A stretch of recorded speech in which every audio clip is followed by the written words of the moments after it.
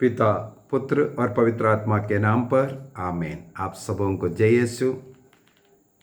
हम लोग आज 40सा काल मनन चिंतन में स्तोत्र ग्रंथ अध्याय 23 वाक्य 4 को उठा रहे हैं। स्तोत्र ग्रंथ 23 दाऊद ने लिखा है और वह एक सच्चा गडरिया के विषय में वर्णन किया है।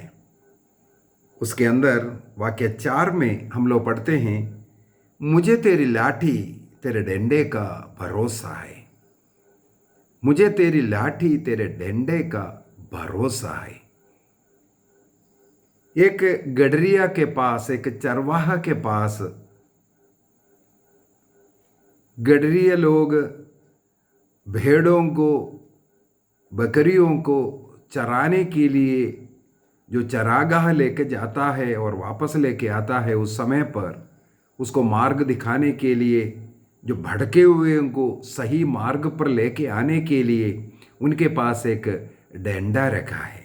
यहाँ दाऊद कहता है, प्रभु मेरा चरवाहा है, उसके उस लाठी और डंडे पर मुझे भरोसा है।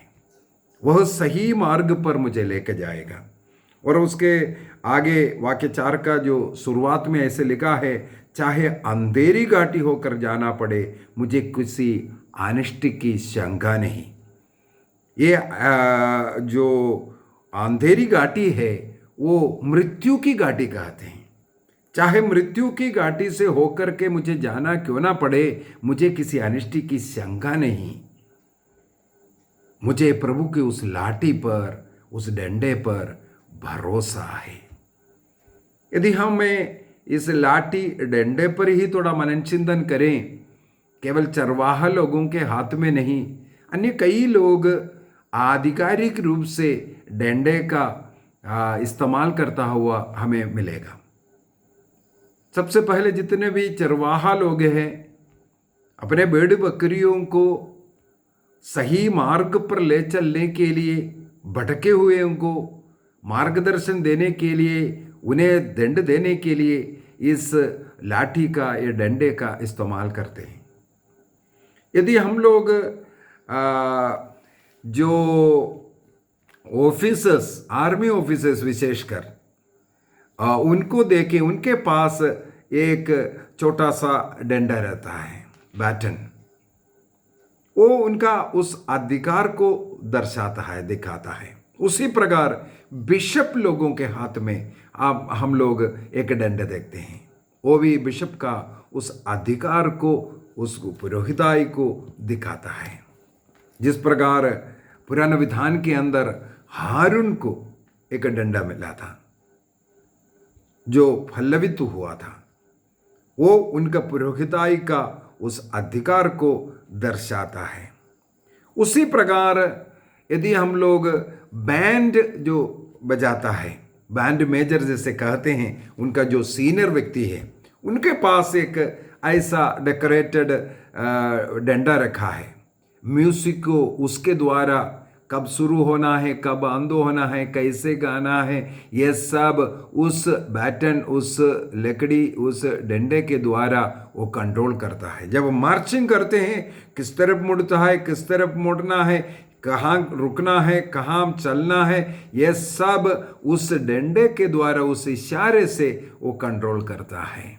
अर्थात अपने पीछे आने वालों को सही मार्ग दिखाने के लिए और सब कुछ सही रूप से चलाने के लिए वो उसका इस्तेमाल करते हैं। इसी प्रकार हम लोगों को कई जगह पर डंडे का इस्तेमाल करता हुआ हमें मिलेगा। जो बुजुर्ग लोग हो और अपाहिज लोग हो, अपने सहारे के रूप में चलने के लिए एक शक्ति, एक डंडा इस्तेमाल करते हैं। वो उनके लिए एक सहारा बनता है। तो हम लोगों ने देखा, यहां पर दाऊद कहते हैं, मुझे तेरी लाठी तेरे डंडे का भरोसा है।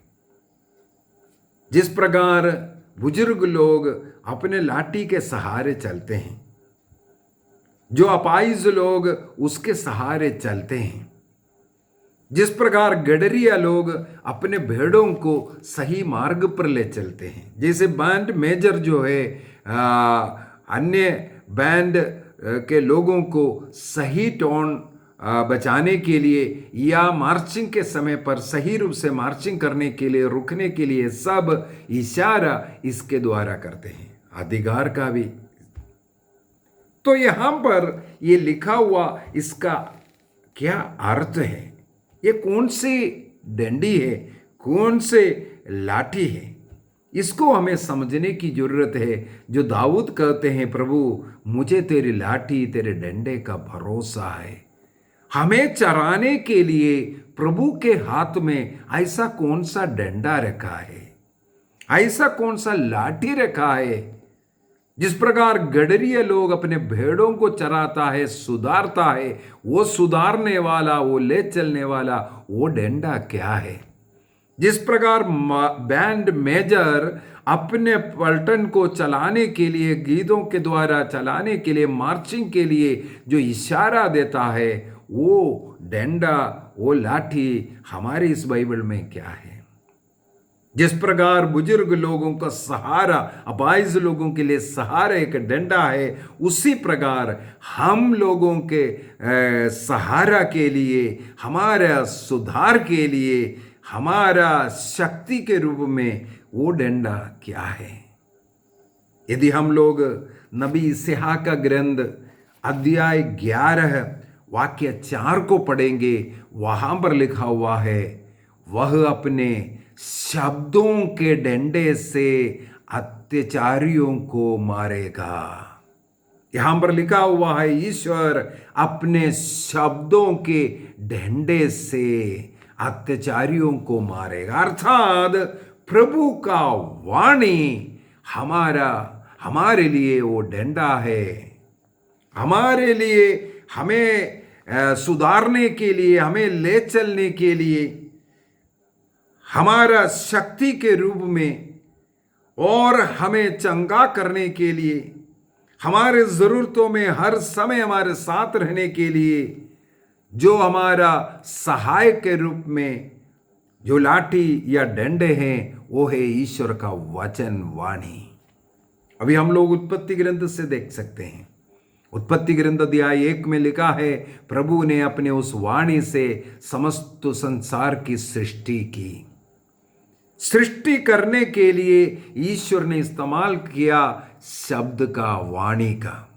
वही वाणी हमारे लिए लाठी है, डंडा है, उस पर हमें भरोसा करना है। हम लोग मत्ती का सुसमाचार अध्याय 8 वाक्य 16 में पढ़ते हैं, संध्या समय नाना प्रकार के बीमार ग्रस्तों को यीशु के पास लेके आए। यीशु ने शब्द मात्र से सभी रोगियों को चंगा किया और अपतूतों को निकाला। अर्थात इस शब्द रूपी लाठी या डंडे का इस्तेमाल करते हुए उन्होंने रोगियों को चंगा किया। मृद लाजर कब्र के अंदर 4 दिन हो गया। उनके बहन कहा, अभी शरीर सड़ गया, दुर्गंध आ रहा है, इसलिए उसका दरवाजा नहीं खोलना, पत्थर नहीं हटाना चाहिए। लेकिन प्रभु ने अपना उस वचन रूपी लाठी डंडे से उसको मारा। उस वचन को भेज करके लाजर को जीवित कब्र से बाहर निकाला। हम लोग मार्कुस का सुसमाचार अध्याय 5 के अंदर पढ़ते हैं, वहां पर एक बालिका, जेरूस की बेटी, 12 साल उम्र की, वो उनके घर में मर गई थी। ईसा मसीह उनके घर में आए, उस बेटी को अपना हाथ पकड़ करके उठाया, बालिका कुम कह करके, तलीता कुम कह के उसको उठाया। उसी क्षण वो बेटी उड़ गया। उनके उस शब्द में, उनके उस वाणी में इतनी शक्ति है। एक अंधे, गूंगे, बहरे व्यक्ति को यीशु के पास लेके आए, अंधों को आंखें दिया, बहरों को, गूंगों को उन्होंने उनका वो बंधन से मुक्ति दिया। ईसा मसीह ने अपना थूक उनके मुंह पर डाला और उनके कान पर उंगली डाल करके कहा, यफ़्फ़ाता, अर्थात खुल जा। उसी क्षण खुल गया उनकी उस वाणी इतना शक्तिशाली था। हमें उसी वाणी पर भरोसा करना, विश्वास करना है। दाऊद यहाँ यही कहता है, प्रभु मुझे तेरी लाठी तेरे डंडे का भरोसा है, अर्थात तेरे वचन पर मुझे भरोसा है। शिष्य लोग नाव चला रहे थे, ईसा मसीह आराम से सो रहे थे। आंधी तूफान आ गए, वो भयभीत हो गए। उन्होंने ईसा मसीह को जगाया। ईसा मसीह उठे, इसके बाद आंधी को बोला, थमने के लिए कहा। उनकी एक शब्द में आंधी तूफान थम गया। उनके इस वचन में इतना शक्ति है। वही वाणी के विषय में स्तोत्र ग्रंथ अध्याय 19 में, स्तोत्र ग्रंथ 119 में भी हम लोग पढ़ते हैं।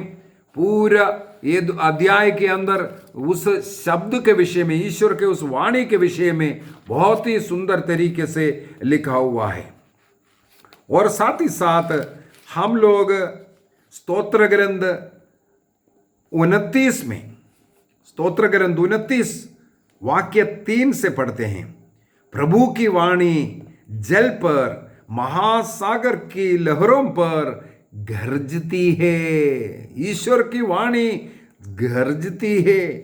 और आगे वाक्य 4 में लिखा है, प्रभु की वाणी तेजस्वी है, प्रभु की वाणी प्रतापी है, प्रभु की वाणी देवदारों को चीर देती है और लबनोन के देवदारों को चीर देता है। प्रभु की वाणी अग्नि की ज्वाला, प्रभु की वाणी से अग्नि की ज्वाला निकलती है। प्रभु की वाणी जंगल को कपाती है।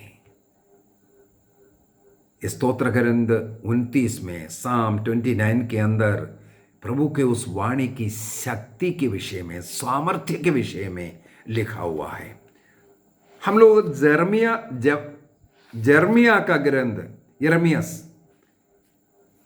अध्याय 23 वाक्य 29 में, जर्मिया चैप्टर 23 वर्स 29, वहां पर लिखा है, मेरी वाणी अग्नि जैसी है, उस हथौड़े की तरह है जो चट्टान को टुकड़े टुकड़े करते हैं। ईश्वर का वाणी हथौड़े के समान है, अग्नि के समान है। वो आंधी को रुका सकता है, वो बीमारों को चंगाई करता है, हमारे जीवन की सुधार के लिए है, हमें सही मार्ग दिखाता है। ईश्वर का वाणी बहुत मधुर है, मीठा है। उसको हमें स्वीकार करना है। कैसे? रोज बाइबल को पढ़ते हुए, रोज बाइबल के वचनों पर मनन चिंतन करते हुए। आइए इस 40 काल में हम निर्णय करें कम से कम हर रोज एक अध्याय को पढ़ने का। जब हम इस वचन को पढ़ता है, उसमें हमें विश्वास आता है, बार बार पढ़ता है, हमारे हृदय में वो बैठेगा। इसके बाद वो हमें सही मार्ग दिखाएगा, पाप से हमें दूर रखेगा। जब हम पवित्र बाइबल को कम से कम आधा घंटा पढ़ते रहेगा, पवित्र आत्मा की कृपा का अनुभव हम पाएगा। इसके द्वारा हम कृपा दानों को पाता है। हमें इसलिए रोज कम से कम एक अध्याय, आधा घंटा बाइबल पढ़ने का प्रयत्न करना है। बाइबल को एक साइड से पढ़ना है, पुराना विधान पहले नहीं पढ़ना, नया विधान मत्ती सुसमाचार से शुरू करना है, प्रकाशना ग्रंथ एक साइड से पढ़ करके जाना है। 3-4 बार जब ये बाइबल नया विधान खत्म होने के बाद ईसा मसीह को देखते हुए, ईसा मसीह ने जो सिखाया हुआ है उसको हृदय में रखते हुए हमें पुराना विधान को पढ़ना है। पुराना विधान को पढ़ने के समय, जैसे मैं पहले इसके विषय में क्लास ले चुका हूँ, पुराना विधान के अंदर हमें ईसा मसीह को ढूंढना है, क्योंकि उसके अंदर ईसा मसीह अर्थात नया विधान छिपा हुआ है। कौन सी घटना नया विधान का कहाँ कहाँ ईसा मसीह का रूप या वाक्य मिल रहा है, उसको हमें ढूंढना है। वहां से हमें ईसा मसीह को पाना है। ईसा मसीह वहां है, ईसा मसीह के विषय में लिखा हुआ है, और उसके अनुसार मसीह का अनुकरण करते हुए हमें जीवन जीना है। ये वचन में शक्ति है, ये वचन में सामर्थ्य है। ये वचन को पढ़ते पढ़ते आपको चंगाई मिल सकता है। ये वचन को पढ़ते पढ़ते आपका पाप मिट सकता है। ये वचन को पढ़ते पढ़ते आप में पवित्र आत्मा आएगा, आप में आनंद से भरेगा, आपके हृदय में शांति आएगा, आपको सन्मार्ग में चलने का कृपा मिलेगा। आइए एक निर्णय करें। ये 40 काल जिस प्रकार मूसा नबी 40 दिन और रात प्रभु के साथ रह करके वचन सुना और अपने को तेजोमय बनाया, प्रकाशमान बनाया, उनका मुखमंडल दीप्यमान हुआ था, उसी प्रकार प्रभु के साथ बैठ करके वचन सुनने, वचन को पढ़ने और वचन के अनुसार जीने का हमें भी निर्णय करना है। पिता, पुत्र और पवित्र आत्मा के नाम पर आमीन। आप सबों को जय यीशु।